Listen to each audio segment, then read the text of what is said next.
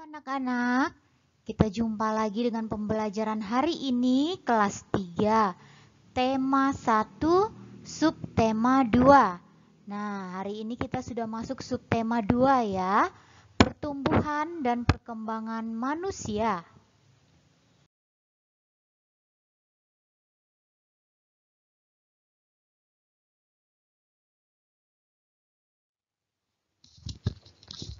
Pertumbuhan dan perkembangan manusia. Ya, hari ini kita belajar pertumbuhan dan perkembangan manusia. Manusia itu mengalami pertumbuhan dan perkembangan sejak dari dalam kandungan sampai ia dilahirkan.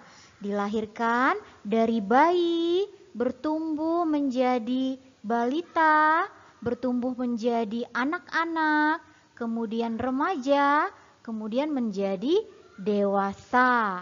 Ya, itu yang dialami oleh manusia. Nah, untuk mengalami pertumbuhan itu dan perkembangan yang sehat itu tentunya memerlukan makanan yang bergizi dan olahraga yang teratur. Ya, makanan yang bergizi itu contohnya apa? Seperti sayuran, buah-buahan, daging, ikan, kacang-kacangan. Nah, semua anak-anak pernah makan itu kan? Ya, itu semua harus kita konsumsi supaya kita mengalami pertumbuhan dan perkembangan yang sehat. Ya, kalian tahu nggak anak-anak, kapan kalian dilahirkan? Kapan kalian mulai duduk? Atau kapan kalian mulai merangkak?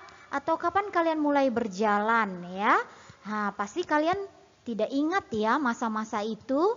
Nah, boleh kalian bertanya kepada mama kalian. Boleh bertanya, "Mama, saya itu mulai bisa duduk itu di usia berapa ya, Mama?" Nah, boleh bertanya seperti itu. "Saya bisa belajar berjalan itu di usia berapa ya, Mama?" Nah, boleh bertanya seperti itu. Nah, ketika kita bertanya seperti itu kepada mama kita, itulah yang disebut dengan wawancara. Ya, di sini Ibu akan memperlihatkan video wawancara Sisi dan mamanya. Anak-anak perhatikan ya.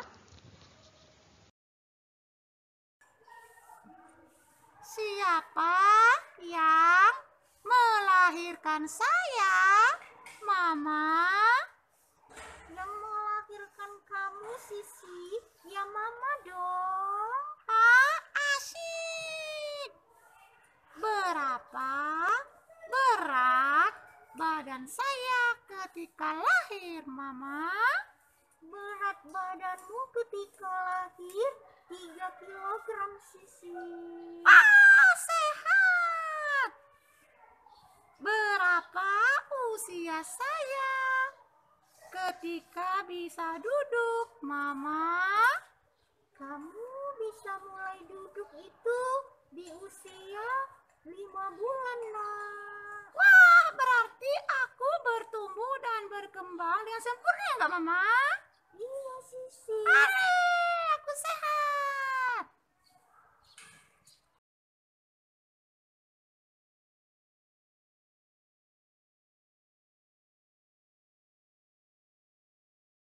Ya, anak-anak sudah memperhatikan videonya ya. Di situ ada wawancara Sisi dan mamanya. Di situ ada pertanyaan tentang siapa yang melahirkan Sisi, di usia berapa Sisi mulai bisa bisa duduk ya anak-anak ya. Nah, itulah yang disebut dengan wawancara. Nah, apa itu wawancara? Wawancara itu adalah tanya jawab dengan seseorang untuk dimintai keterangan atau pendapat. Nah, anak-anak sudah tahu ya artinya ya. Nah, sebelum melakukan wawancara itu, kita harus mempersiapkan daftar pertanyaan. Jadi, ketika kita wawancara, kita tahu apa yang akan kita tanyakan ya. Nah, di dalam wawancara itu tentunya kita menggunakan kosakata ya, daftar kata-kata ya. Nah, seperti tadi di dalam video itu ada kata sehat. Sehat itu ada maknanya. Ya, sehat itu maknanya bebas dari penyakit. Dan banyak lagi contoh kosakata-kosakata yang lain. Seperti rileks, maknanya santai. Bugar, maknanya sehat dan segar.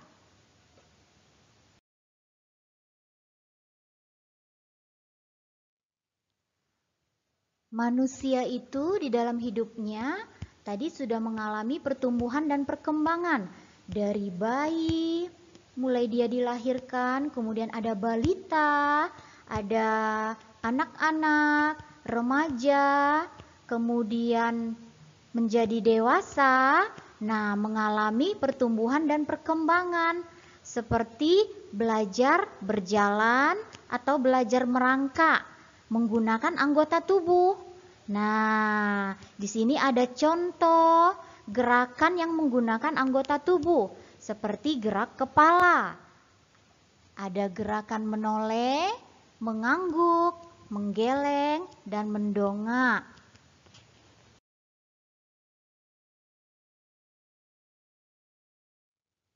Kemudian anggota tubuh kita yang bergerak itu ada juga tangan. Ya, seperti contoh gerakan tangannya. Ada gerakan melambai, merentang, mengangkat tangan, melenggang, ataupun bertepuk. Ya, selain gerak kepala dan gerak tangan, ada juga gerak kaki, seperti berjalan, berjinjit, jalan di tempat, dan meloncat.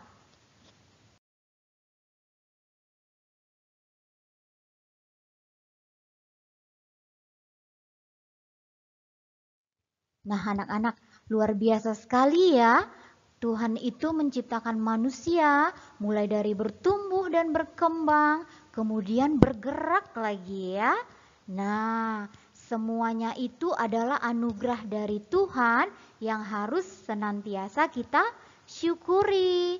Ya, seperti contoh pengamalan sila pertama Pancasila ya, bersyukur atas setiap anugerah yang Tuhan berikan ya. Nah, sekarang kita belajar sila kedua Pancasila yang lambangnya adalah rantai.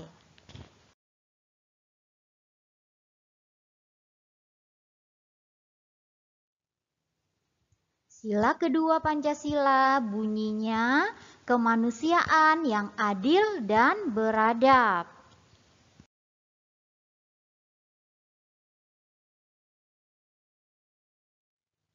Sila kedua juga harus kita lakukan di dalam setiap kehidupan kita sehari-hari. Ya, sebagai contoh pengamalan sila kedua adalah menghargai keberagaman, seperti dalam kegiatan diskusi kelas.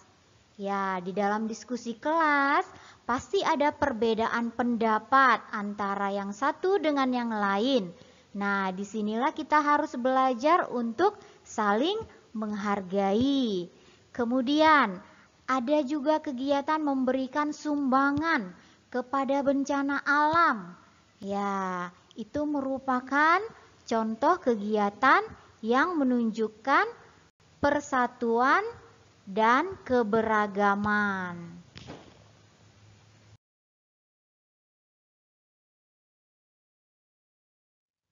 Ya, jika kita saling menghargai, akan tercipta kehidupan yang rukun dan persatuan ya. Jadi, manfaat sikap bersatu atau rukun dalam keberagaman adalah terciptanya suasana kelas yang nyaman dan tertib dan terjalin persaudaraan yang erat.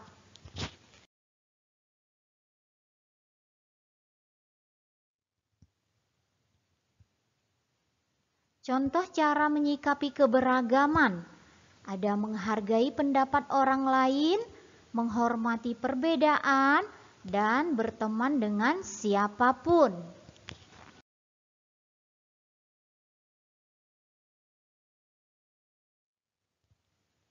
Di dalam keberagaman itu akan tercipta persatuan jika kita melakukan kerjasama, sehingga kerjasama itu bermanfaat untuk pekerjaan menjadi cepat selesai, pekerjaan terasa lebih ringan, dan memperkuat kesatuan dan persatuan.